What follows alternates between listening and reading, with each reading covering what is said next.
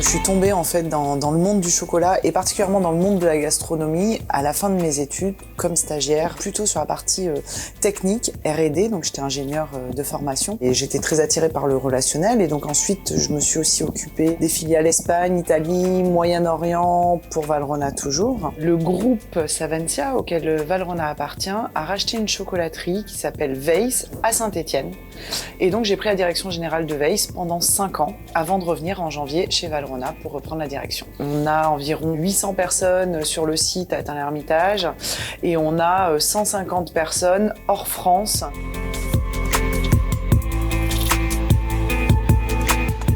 Pour moi, le plus important chez Valrhona, c'est notre mission d'entreprise. Si je le résume en une phrase, c'est « Ensemble, faisons du bien avec du bon ». Ce qu'on veut faire, c'est impulser un mouvement collectif qui fédère les acteurs, à la fois du cacao, du chocolat et de la gastronomie, pour faire bouger les lignes vers une filière cacao juste et durable et une gastronomie du bon, du beau et du bien.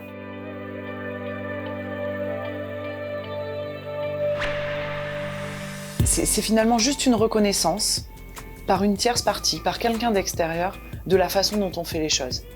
Mais attention, c'est pas l'inverse, c'est pas une fin en soi, c'est plutôt que les choses, on les fait parce qu'on les sent comme ça, parce qu'on est aligné, parce que c'est notre façon de faire. Des fois, le risque d'être trop centré sur soi pourrait nous faire passer à côté de choses et du coup d'aller chercher la confirmation extérieure que ce qu'on fait est bien ou bon, ça a du sens.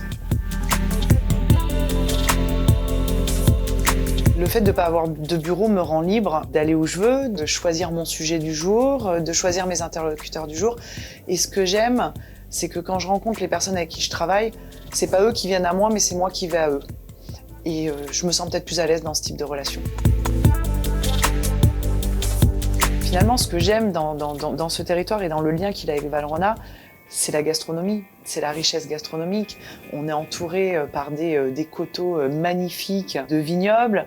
Le vin est très très proche du cacao. On parle de cépages, de territoires, de variétés, etc. C'est très très proche de notre monde. Finalement, je me dis, on est à notre place. Et en plus, on en porte le nom, puisque Valrhona, l'histoire, c'est Vallée du Rhône.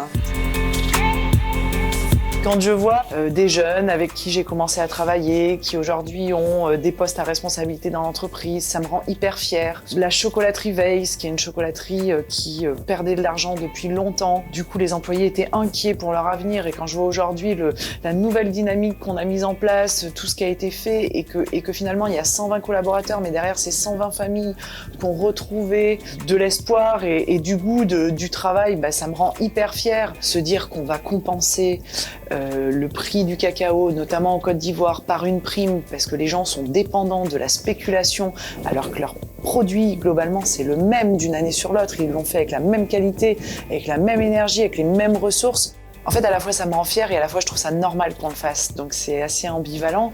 Pour moi, c'est grâce à un business model performant qu'on va pouvoir réussir à avoir un impact positif socialement et environnementalement. Donc, c'est bien ce qu'on appelle aujourd'hui le triple bottom line, people, profit et planète. Il faut juste être capable de les regarder au même niveau plutôt que de se dire il y en a qu'un qui est important, c'est le profit. Non, il y a 3 critères qui sont importants. C'est les gens, la planète et le profit. Mais les 3 sont indissociables et quand je parle beaucoup de social et d'environnemental, je n'oublie jamais que ce qui fait qu'on peut faire tout ça, c'est aussi les profits et c'est la pérennité de l'entreprise. C'est toutes ces petites réussites, tous ces petits pas qui font pour moi la beauté de notre travail. Et moi, si je me lève le matin, je me lève justement parce que je travaille pour une entreprise pour laquelle je suis fière de travailler et pour des gens, que ce soit les fournisseurs, que ce soit les collaborateurs ou les clients, avec qui j'ai plaisir à être.